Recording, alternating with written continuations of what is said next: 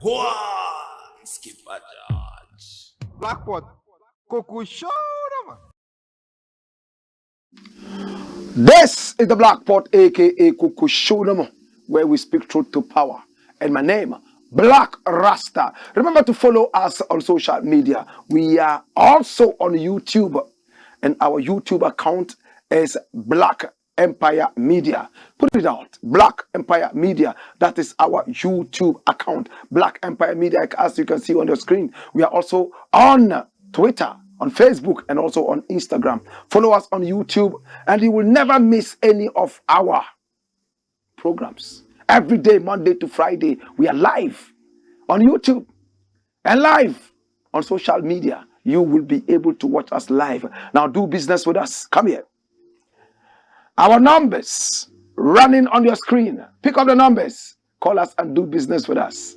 We are seen all over the world via satellite. In America, in England, in Mauritania, in Algeria, in Nigeria, Cameroon, hey, Liberia. Look, everybody watches this show and we get calls every day. We are inundated with calls from so many different African countries. Oh my God. Sometimes some of the languages we can't even speak back. But it's interesting. We love what we do. We are rewiring the minds of the people. This is the Black Pot, aka Kukushonamo. And here we speak truth to power. Now the next thing I want to talk about is rolling on your screen. It says Europe, Uganda in gay war. Hey. Uganda is accusing the West, in fact specifically Europe, of trying to force homosexuality on the country. But who is the president of Uganda? His name is Yoweri Museveni. He's a dictator, a very dangerous leader. He's been the president of that country for so many years. He's a man who is inundated with human rights abuses. The last time we heard about somebody trying to compete with him and take power away from him, it was all about Bobi Wine. And we all saw the atrocities meted out to him, to the point of taking him to the police cells, stripping him naked, and connecting electrical currents onto his testicles and trying to destroy him. But Bobi Wine is still pushing on to take power from this man. So this man has spoken. What is he saying? And this one is carried by Reuters. He says Ugandan president signs anti-gay bill defying the West. And this is in Entebbe, right there in Uganda. And Reuters says what? Uganda's president signed a law imposing harsh penalties for homosexuality on Monday, defying protests from rights groups, criticism from Western donors, and a U.S. warning that it will complicate relations. Come here. And this is a Ugandan president. Ugandan president Yoweri Museveni signs an anti-homosexual bill into law at the State House in Entebbe, 36 kilometers or 22 miles away, southwest of capital Kampala, February 24, 2014. And that's what Reuters said. Now the new bill strengthened existing punishments for anyone caught having gay sex, imposing jail terms of up to life for aggravated homosexuality, including sex with a minor or while HIV positive. It criminalized lesbianism for the first time, and it made it a crime to help individuals engage in homosexual acts. Gay rights activists in Uganda said they planned a legal challenge. Ugandan officials broke into loud applause as President Yoweri Museveni put his signature to the document in front of foreign journalists at the State House outside the capital. There's now an attempt at social imperialism to impose social values. We are sorry to see that you, the West, live the way you live, but we keep quiet about it, he said. The legalization exposes the wide gulf between the countries, often culturally conservative administrations, and many of the foreign donor states that support them. Gambia's President Yahya Jammeh last week called homosexuals vermin. That's Gambia's president. Gambia's president. The former president, Yahya Jammeh. This is a 2014 story I'm reading out to you. Western donors immediately criticized Uganda. Norway and Denmark said they were withholding or diverting aid money. And Austria said it was reviewing assistance. Britain condemned the new law but did not mention aid cuts. I feel sick. The degrading words the president has used. My country is in a state of insanity right now, said Ugandan gay activist Kasha Nagbasi Rara. Kasha Nagba Gesira, that's the correct pronunciation, adding the gay community expected to challenge the bill in court. Gay and lesbian organizations fear the bill will encourage other governments to strengthen penalties, increase harassment, discourage people from taking HIV tests, and make it impossible to live an open gay life. Come here. So that is what it is. Why have we gone back to bring a 2014 story? A story that is how many years old? 7 years, or is it 9 years old? 2014. We have brought it back. Today, all over Africa, and even in Ghana, there's pressure to legalize homosexuality. There's pressure to legalize lesbianism. It is called the LGBTQI+. The Q there stands for queer. You know what it means to say queer? Somebody wakes up and he says that he feels it's a dog. So he starts walking around and woo, woo, woo, woo. That's queer. In fact, a psychiatrist that I interviewed today on my radio show, Dr. Yao said on this show that he thinks that the queer is a mental state of mind. It's a mental illness. A man wakes up and he feels that he's a woman. So he starts to dress like a woman, talk like a woman. A woman wakes up and feels that she's a man and starts to dress like a man, talk like a man. And all this is considered queer. LGBTQI+. But according to the psychiatrist, Dr. Yao Mfojo, and he's a chief right here. In fact, Achami Hene, Nana Eduna II, he said he thinks that homosexuality is normal. And he thinks that lesbianism is normal. And this is Ghanaian. Hear me now. We are not looking at what is normal and what is abnormal. We are looking at the culture. Now, the Ugandan president said it is what is referred to as cultural imperialism. Cultural imperialism. Now they are finished with slavery and all that. They are coming to us, forcing their culture on us. That's what the Ugandan president is saying. And I want to agree with him. Much as I don't like this president, because he's a very terrible one, he's a dictator, I think that the West is now coming to Africa with what is known as cultural imperialism. Remember Nkrumah warned us against imperialism?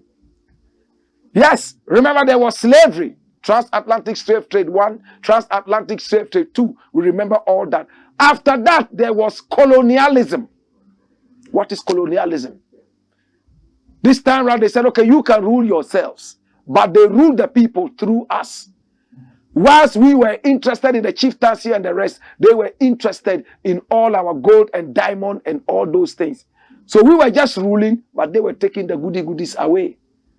Unlike in the days of slavery when they ruled us and they controlled everything. This time around, it was indirect rule through colonialism.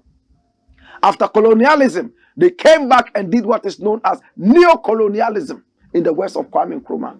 Today, they came with imperialism. And under imperialism, we have what is known as cultural imperialism, where they force their culture on you. They tried using Hollywood, so that whatever you see on the screens, you want to imitate that. Right now, Africans are not even eating their indigenous food anymore. Africans are no more speaking the way Africans speak. Africans are speaking like Westerners. Africans are dressing like Westerners. Africans have embraced a lot of these cultural things coming from Hollywood. Some of them are fictional, yet we embrace them and think it's real. But there's no problem if you accept them wholeheartedly and embrace that. But when it is forced on you, that is where the problem is.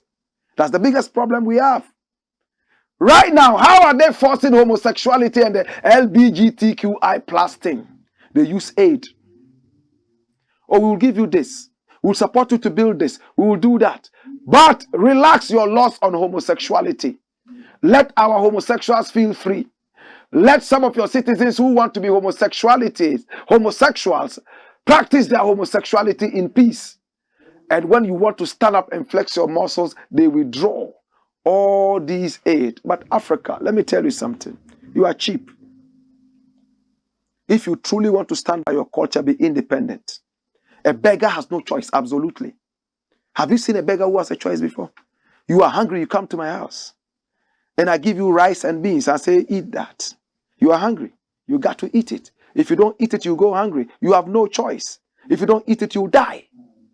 If you don't want to eat my rice and peas, if you want pizza and something else, you must have money in your pockets that will give you that pizza. But if you don't have that, you must eat whatever garbage I give to you. I'm speaking tongue in cheek. You depend on Europeans for everything. Food, water. Everything the Westerners tell you, that is the gospel. You swallow that hook, line, and sinker. So when the West comes forward to you, asking you to do their bidding, you cannot run back.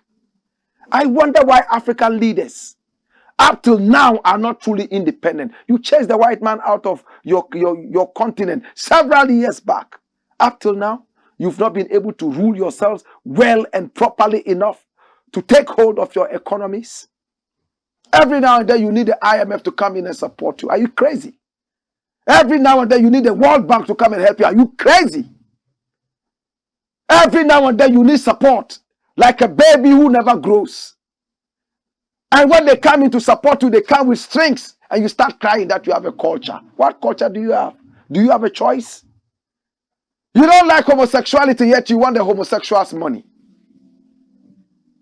Huh? You do not like lesbianism, yes, you like the lesbians' money. You must be out of your minds. It's a thing of the mind. If we set our mind to it, we will achieve it. It's a shame that we claim we are independent. We are nowhere near independent. Your economies are controlled by the West. 90% of all that you eat is cooked in the kitchen of the West. Yet you claim you are independent.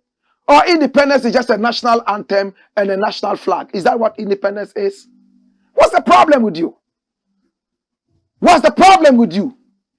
Everything that you produce in your country, they find a way of telling you not to process that. Send the raw materials to them. They will change that into something and come and sell that back to you, an arm and a leg, and you have no way to say you don't want it. Who created us? What's wrong with us?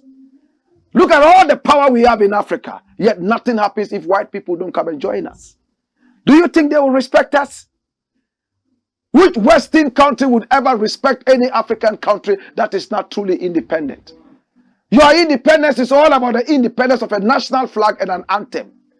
When your independence, so-called Independence Day, is up, you will match up school children to come out and march and sing the anthem and pretend that everything is good in the country. Yet, your playground is TikTok. Your playground is Facebook.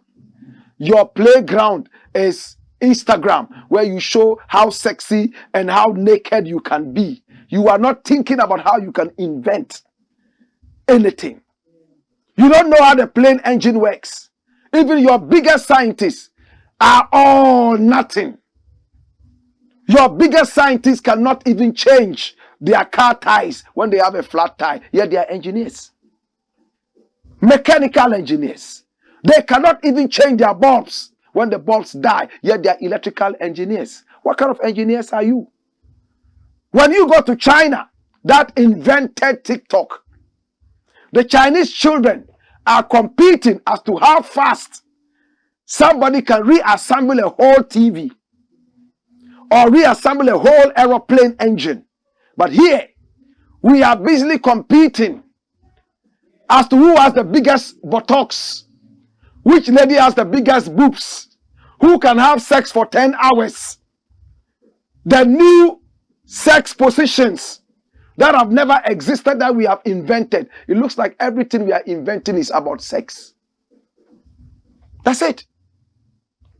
So anytime the white man wants to enjoy sex, he looks for you. After all, that is what you are good for. Every time they want to enjoy sex, they come here and they get it for cheap. And when we want aeroplane engines and aeroplanes and TV sets and all those inventions, we go to them because that's what they advertise. Be wise. Be wise. Africa must stand up and fight for its own. Africa must weather the storm, or else, my brother, my sister, we will continue having what is known as cultural imperialism. They will keep coming to us night and day, forcing us to accept homosexuality, forcing us to accept lesbianism. Think about it. This is the Blakk Pot, aka Kukushonamo, where we speak truth to power. When we return, we got more. Hey! Woyo!